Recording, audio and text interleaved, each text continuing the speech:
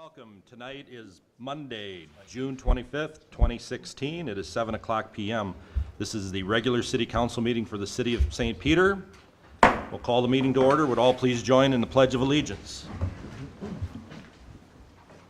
I pledge allegiance to the flag of the United States of America and to the republic for which it stands, one nation, under God, indivisible, with liberty and justice for all. Everyone should have a copy of the agenda in front of them. Are there any changes or corrections to the agenda? Seeing none, is there a motion for approval? So moved, Mr. Mayor. I'll second.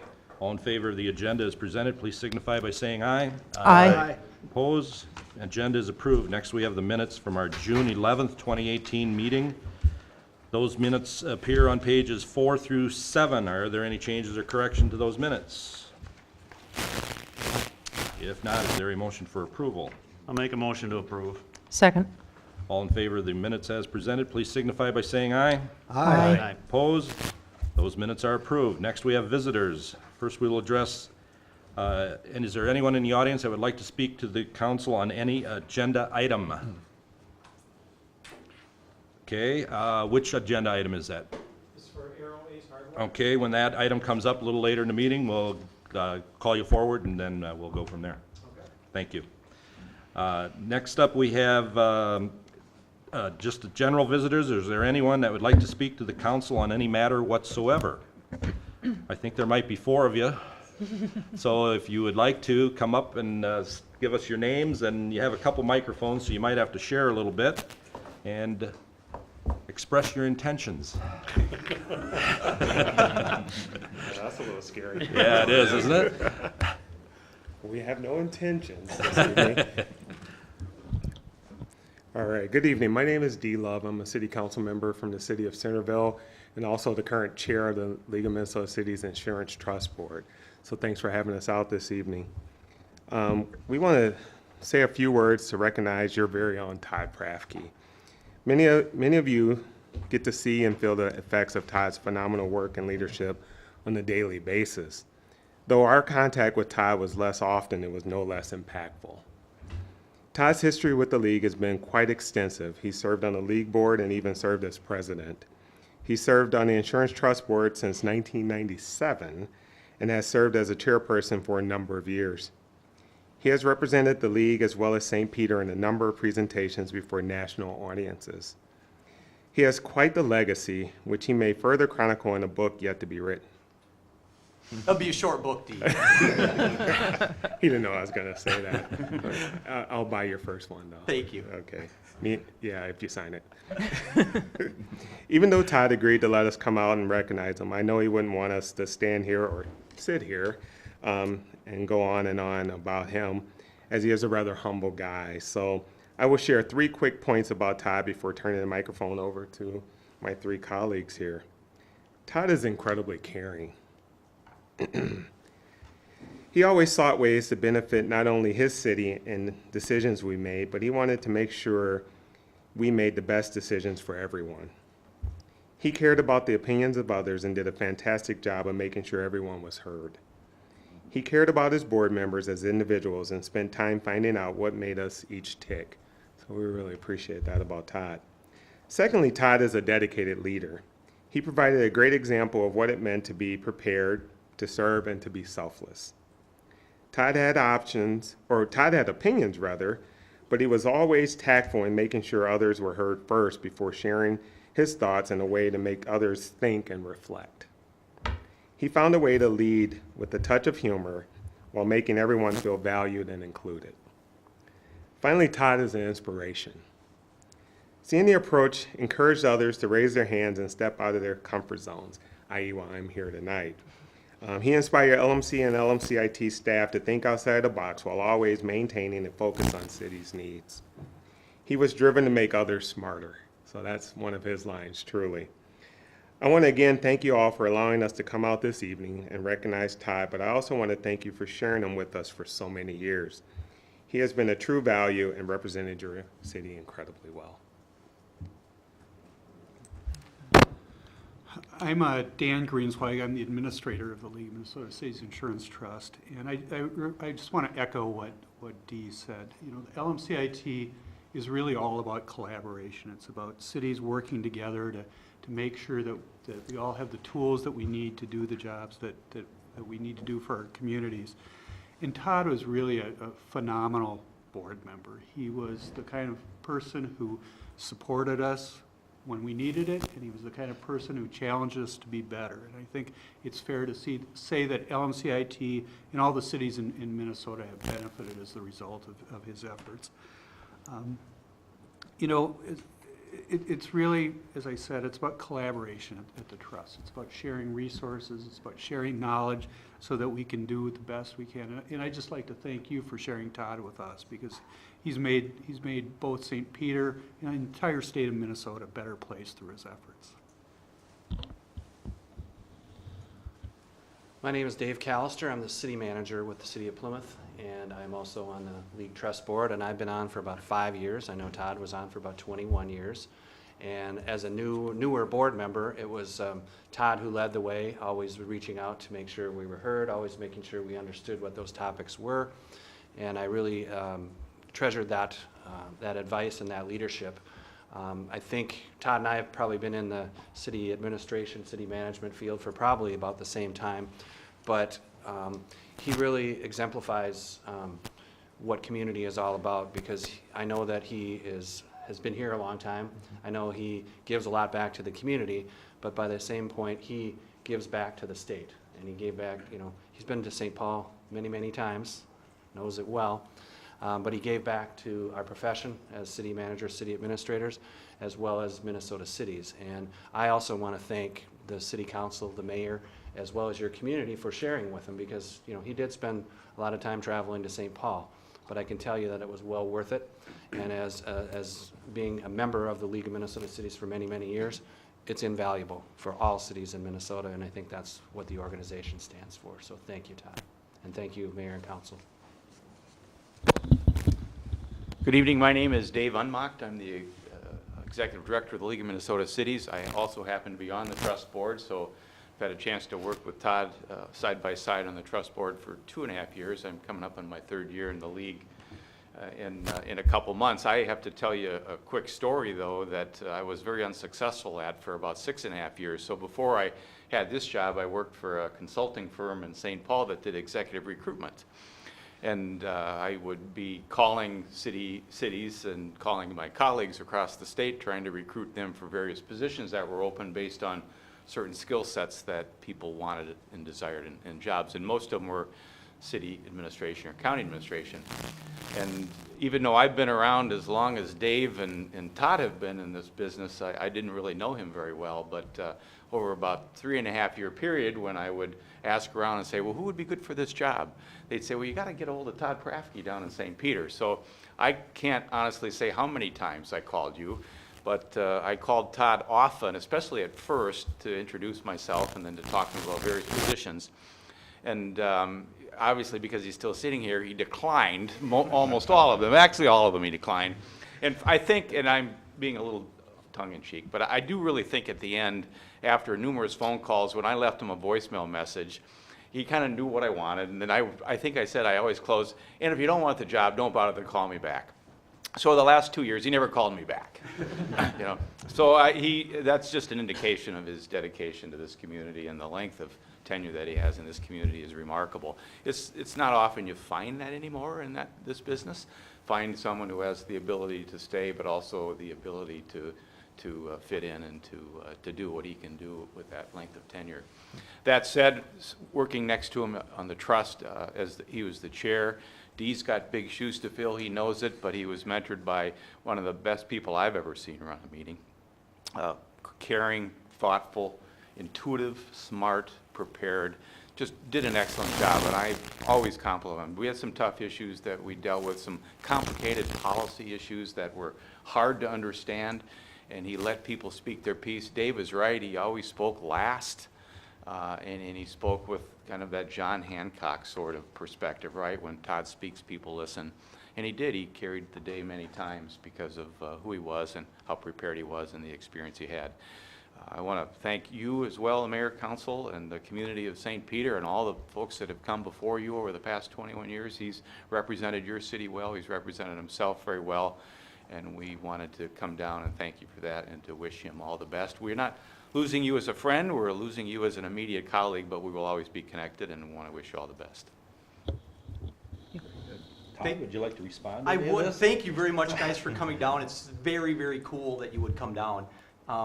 You all hit on it. You know, I've been very lucky to be in St. Peter. It wasn't that long ago, only a couple decades ago, when the city council said, you know, if we're going to be members of an organization, we need to participate. And not a lot of cities sometimes allow that to happen, allow their administrators or take the time or the money or the resources to provide for that opportunity.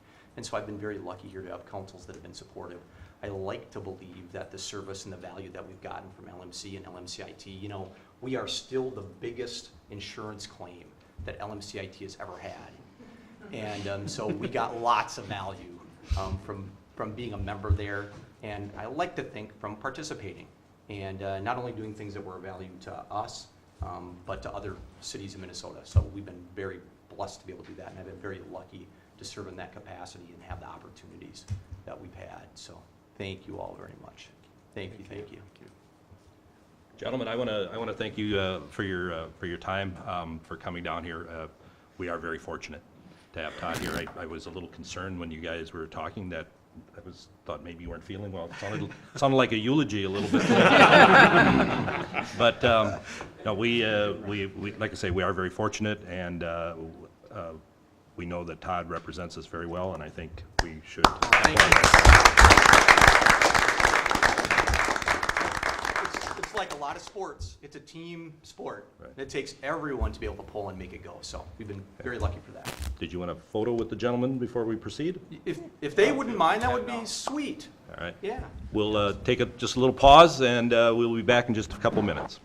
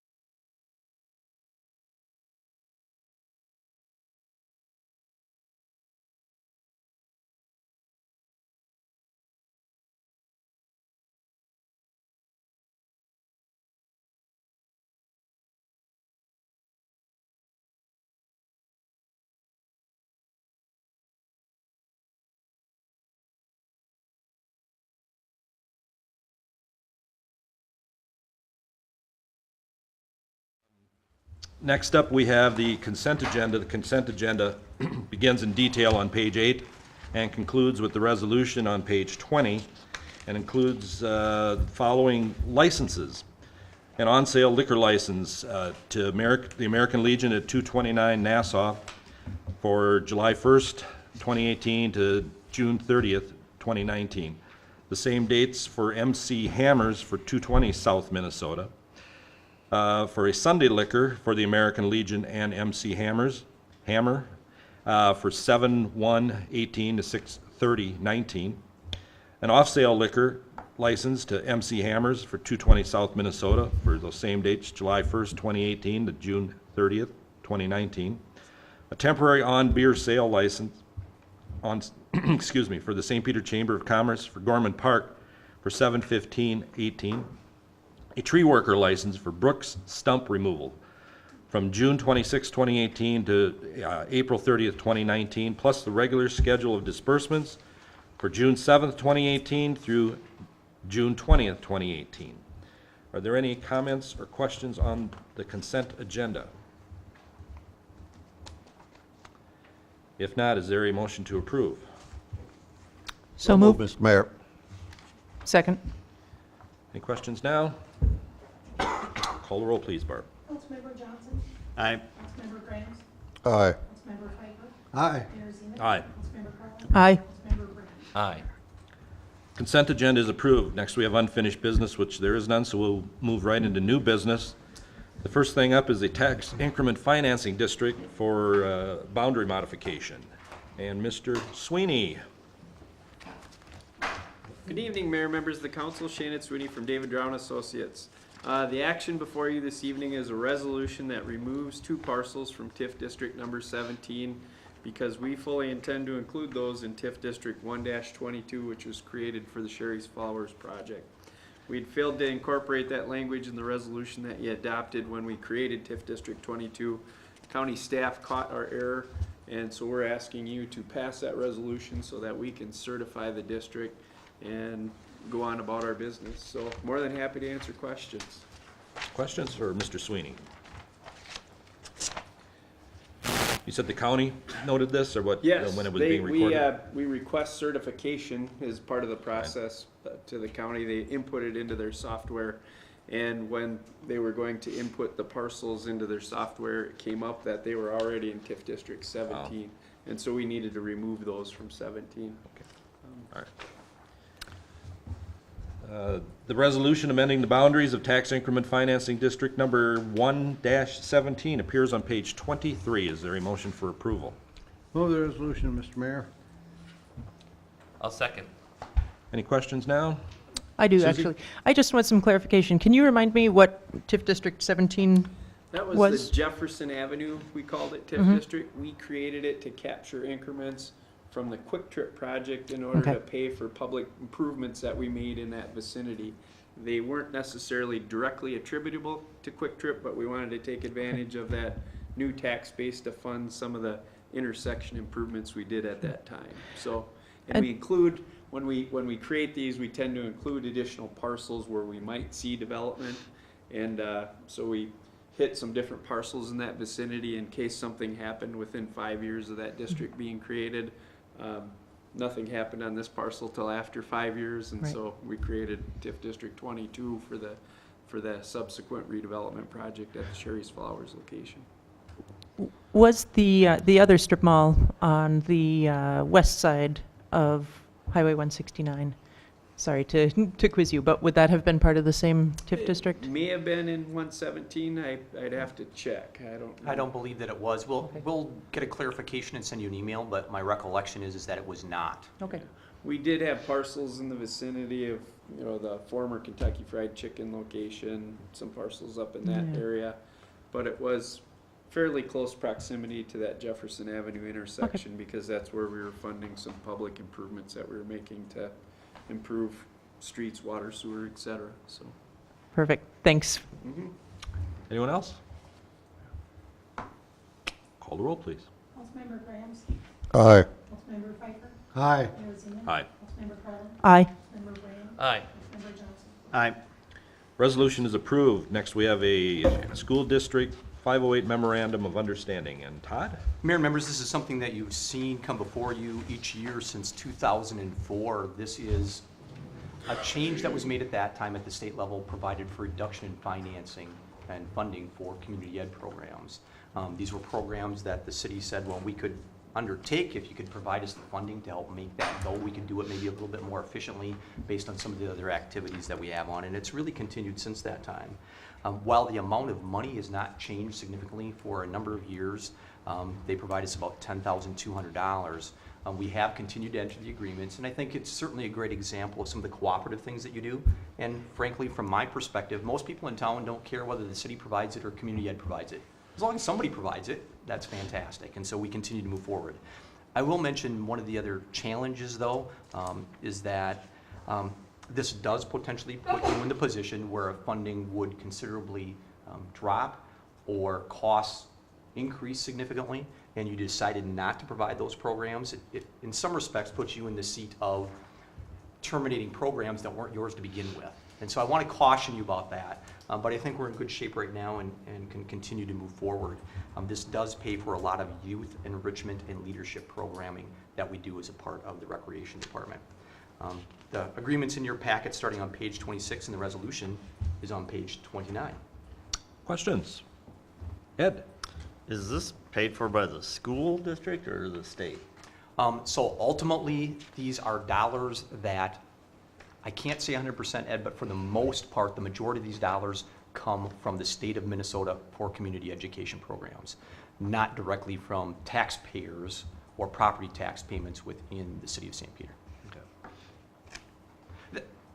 It gets to the point, that's one of the reasons that this is efficient for everyone to make it go, to be able to utilize those dollars.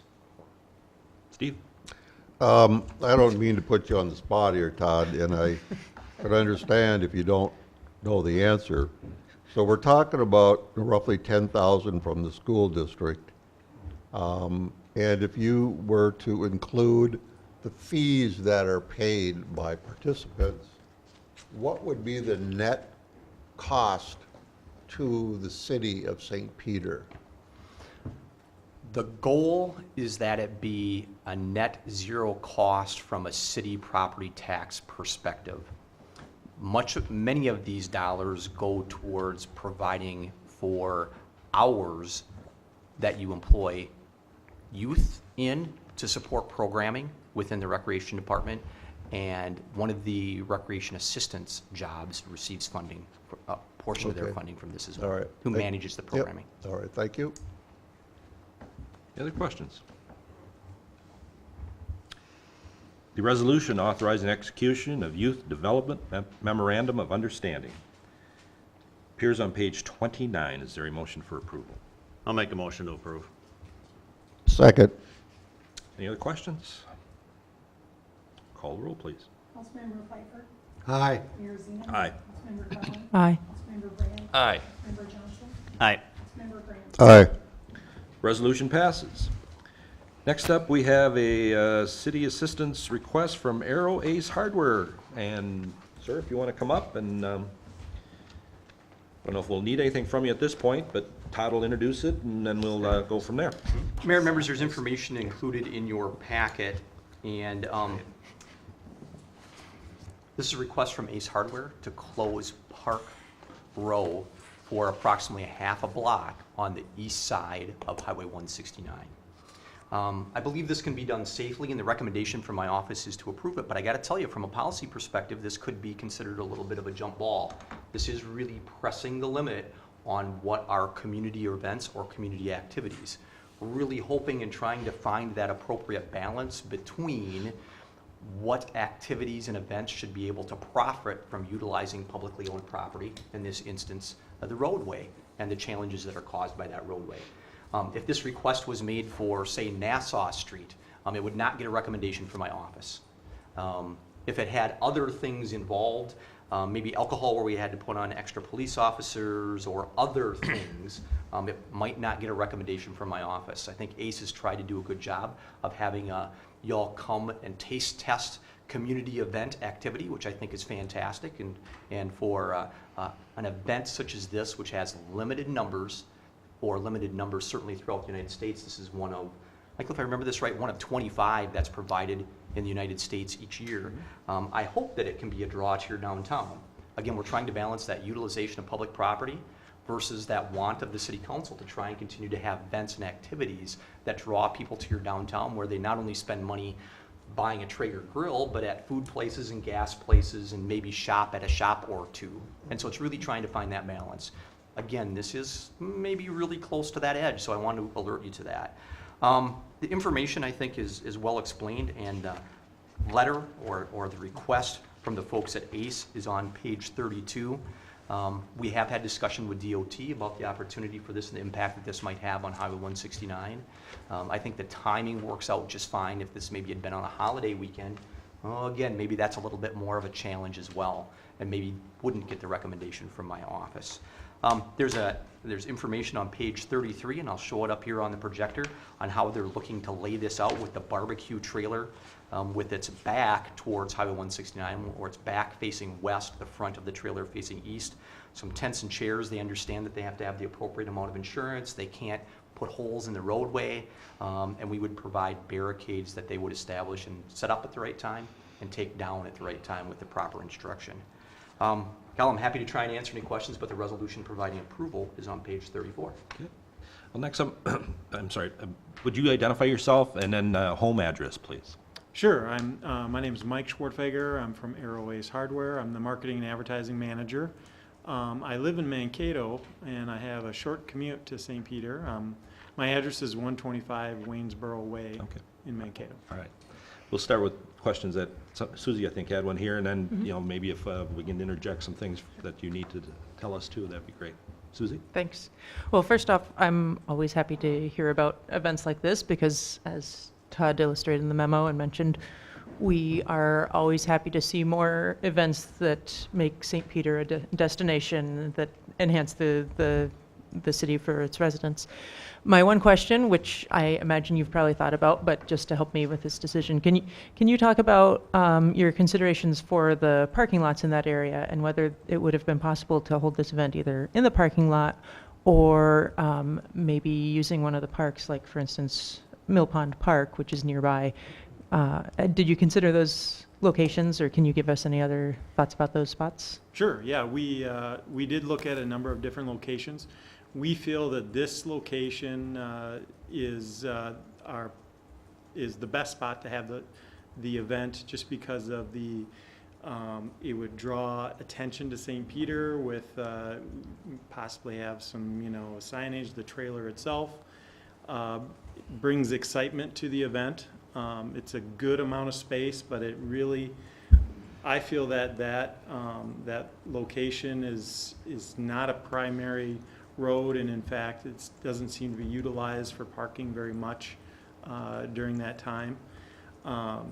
We have looked at other locations. The main thing is we want it to be near our store, and without causing too much, you know, if we had the event like behind our store, that's a city-owned parking lot as well, we feel like that might actually be difficult, because if somebody's parked there and we can't tow them, we can notify them, but if we have to set up a tent and there's a car right there, we might just put the tent around the car possibly, or so there's a number of different considerations. We have looked at some other locations.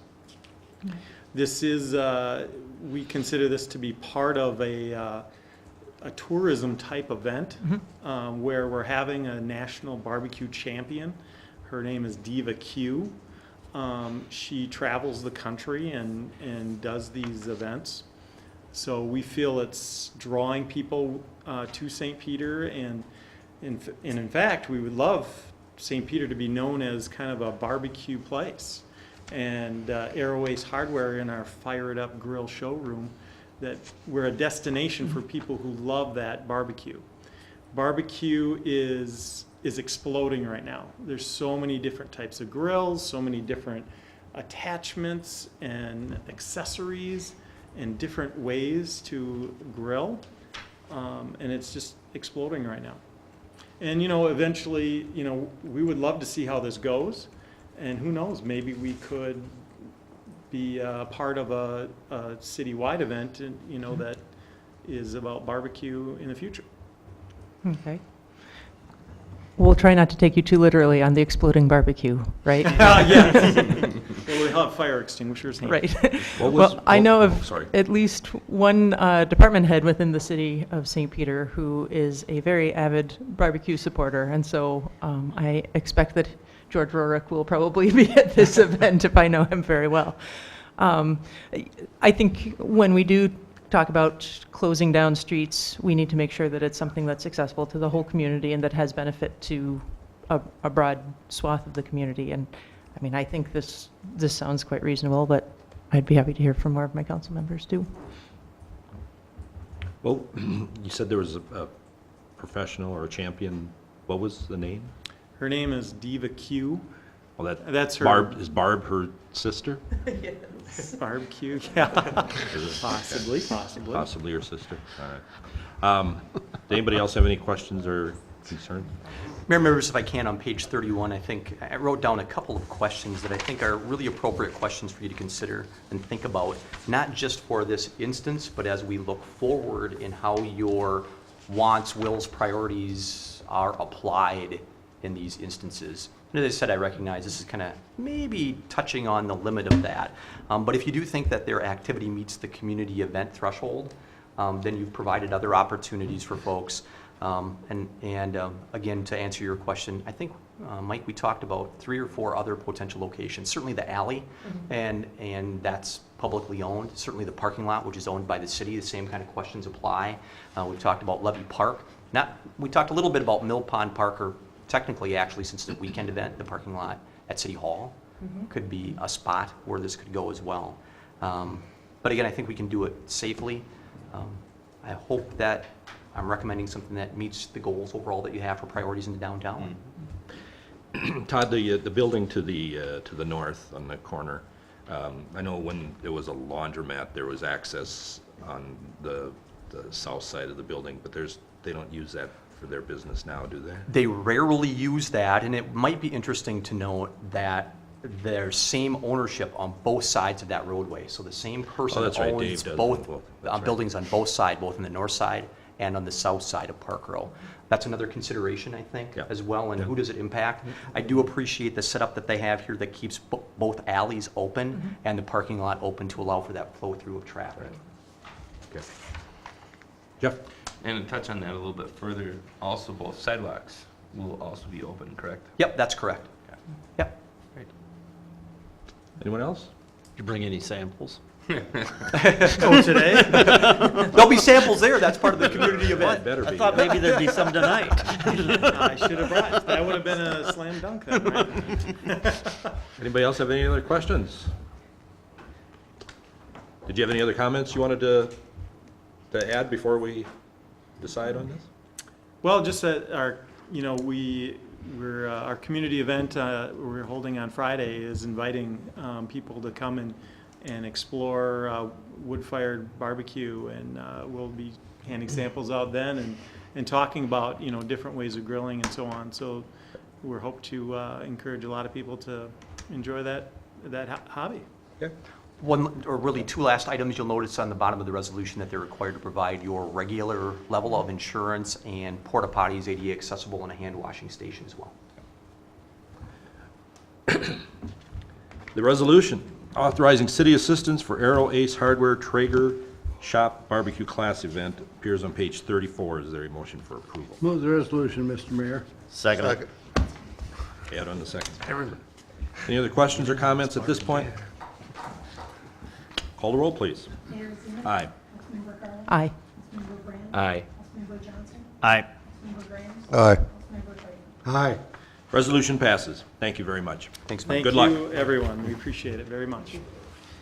Next up, Todd, I believe, for the medical office building lease with Mankato Clinic. Mayor, remember, this is a lease that comes to you recommended from the Hospital Commission as well. I'm covering this one tonight since technically the city and the Economic Development Authority are owners of the medical office building. Essentially, this is a 6-month modification to the lease at the medical office building. So instead of it ending here in July, it would end in December of 2018. The renewal dates, the 5-year, et cetera, would all ratchet move that 6 months. Part of this, I think there are 2 or 3 primary reasons for this, one of which is they pay a very fair lease sum that's, I don't want to say regulated, but certainly is reviewed by Medicare and others to ensure that it's appropriate based on the costs that are in place. We certainly do like to see the revenue, and certainly the hospital more so, because if there's a shortfall in revenue within that building, the hospital has to make that up to the city and to the Economic Development Authority. Again, 6 months, they lost a practitioner at the dermatology clinic, which is there.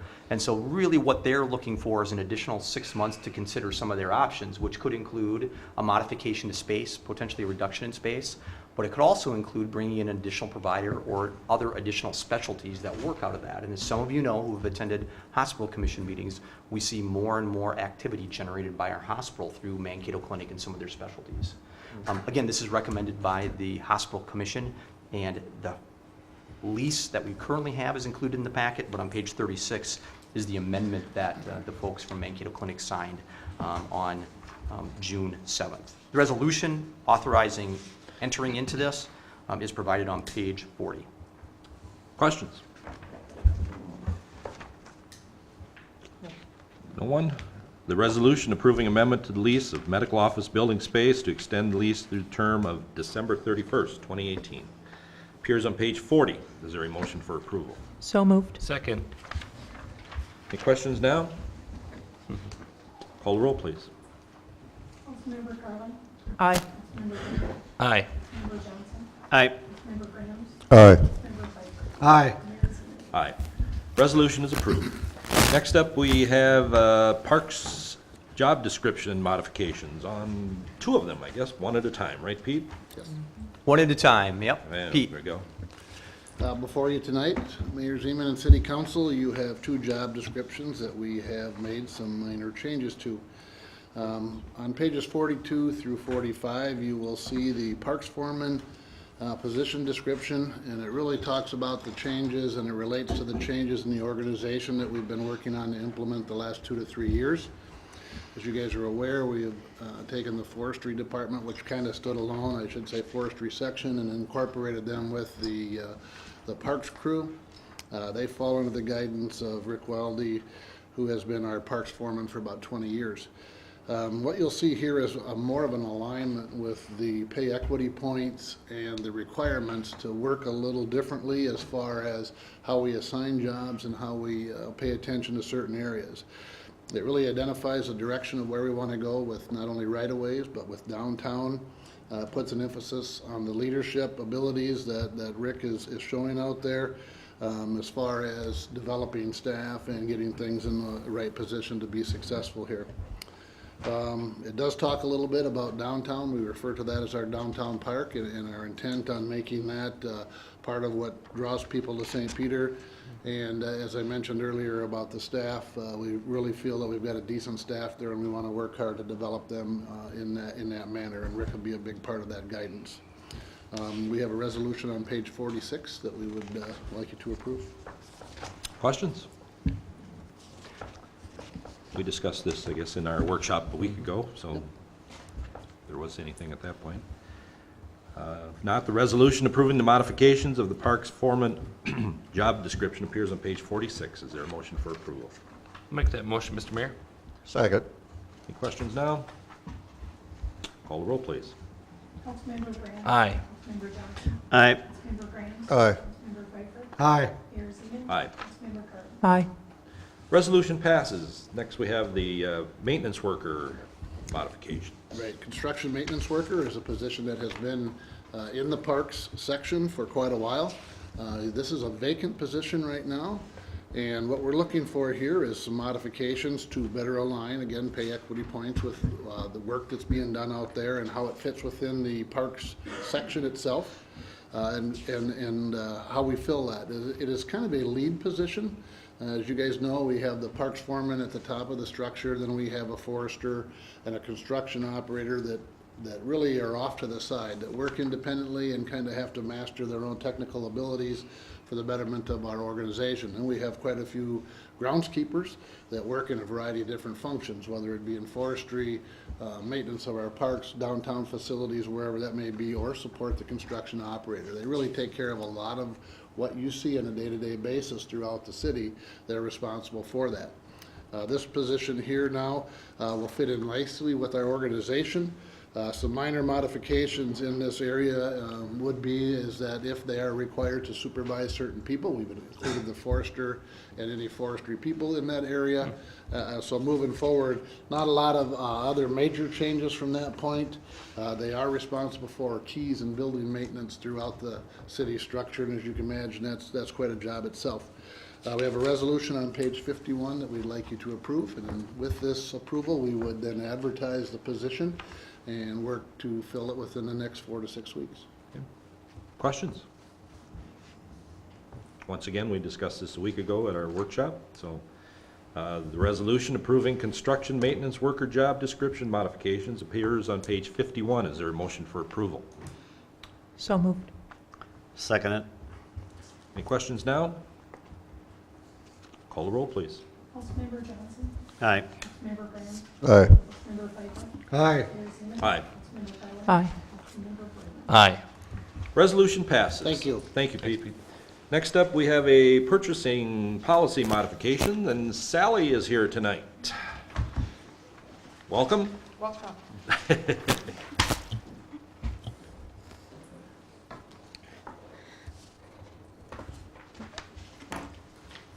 Mayor Zeman and council, what I'm asking, or what we're looking for is a recommendation. I've reviewed the purchasing policy. That came up while we were also reviewing the hospital commission purchasing policy. But the last time the city's purchasing policy was reviewed was October 2012. So I've gone through and looked at the goals to make some changes to this purchasing modification is to, as I've listed, provide appropriate levels of documentation to the council, allowing data-driven decisions.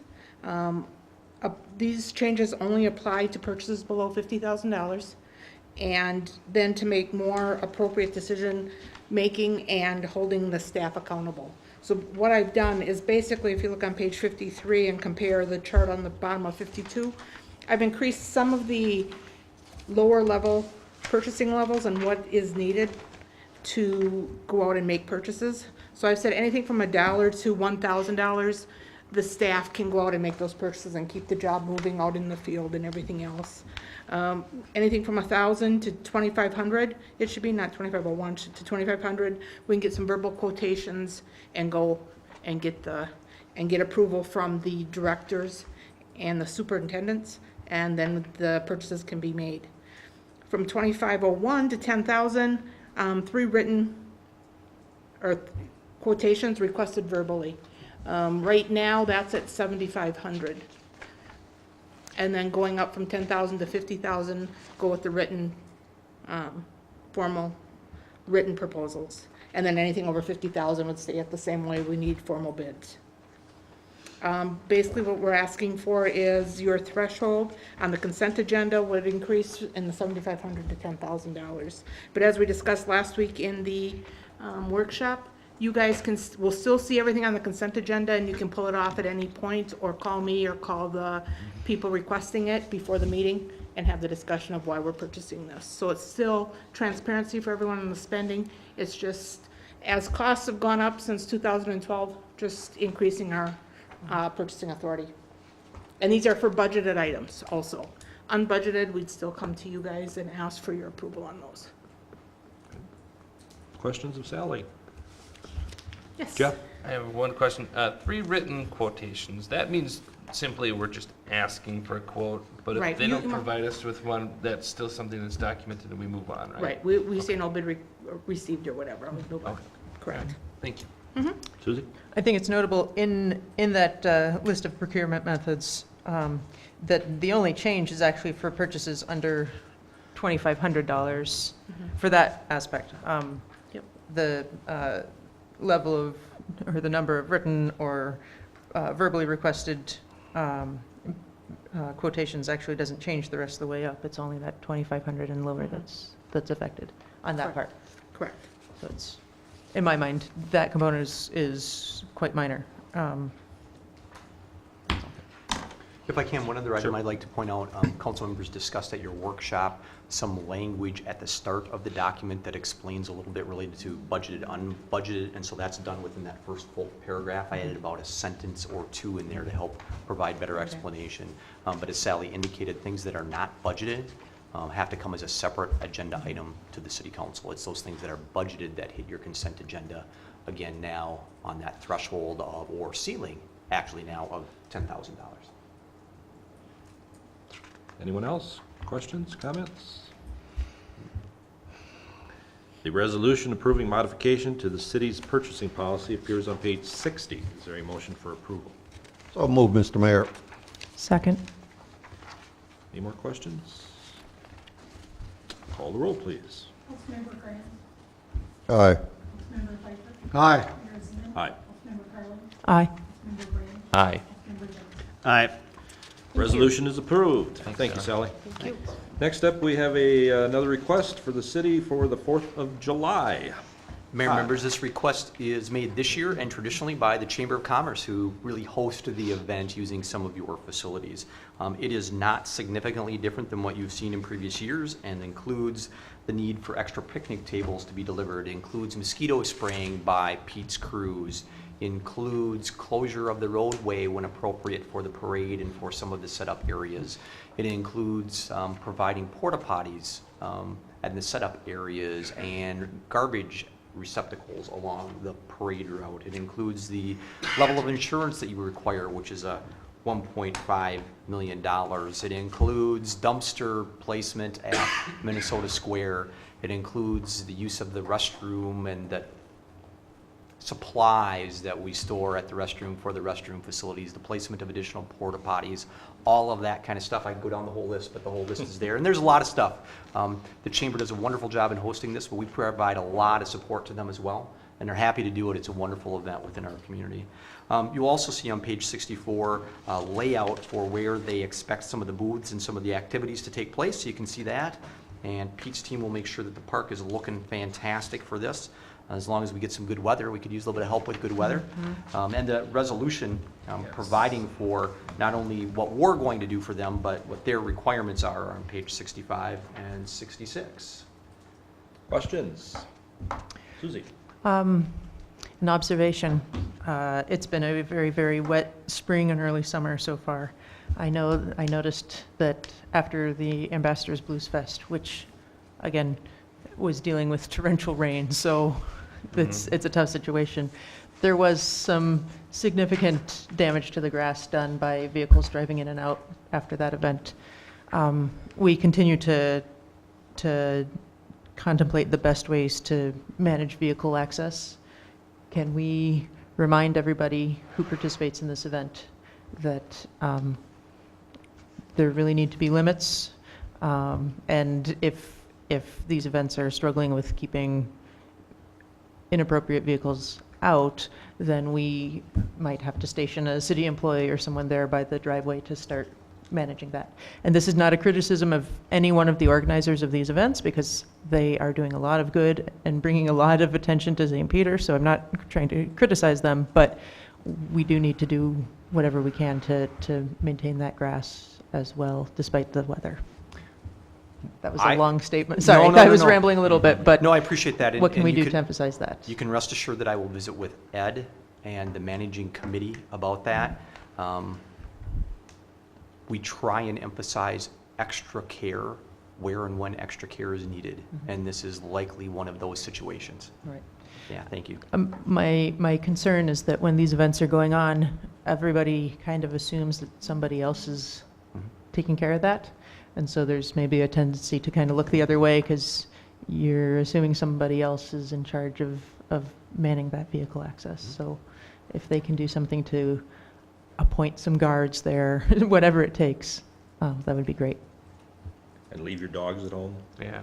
Always. Jeff? One comment as well I'd like to point out. It seems like every year in the parade, walking the parade route or being a participant in the parade, it seems like there seems to be more people. And to that extent, I'm just wondering if the amount of bleachers that the city currently has is enough to meet the needs.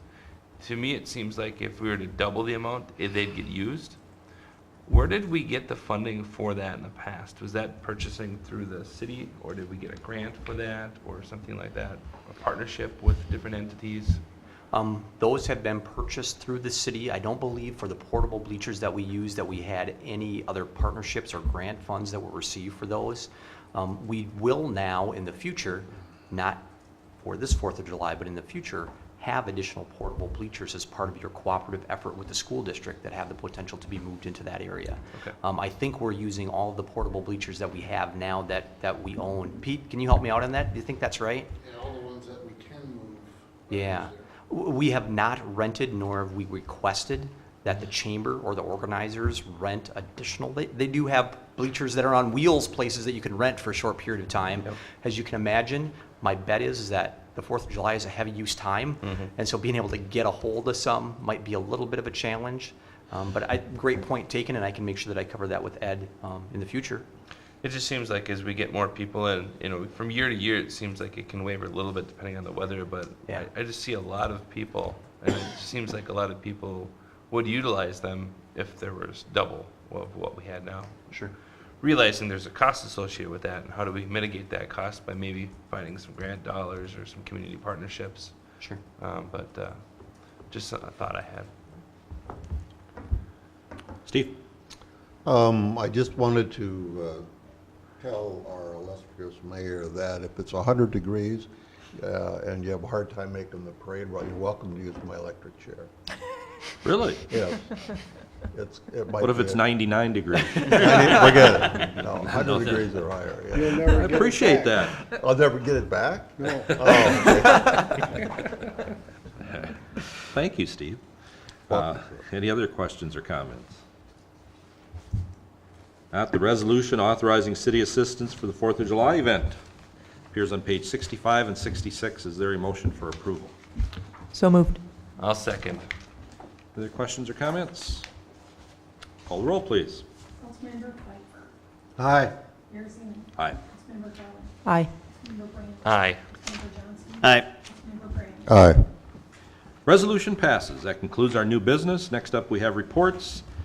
We just talked about the 4th of July, but on Sunday, July 1st, we have the Veterans Memorial Dedication Ceremony at 2 o'clock at the Minnesota Square Park and College Avenue, basically.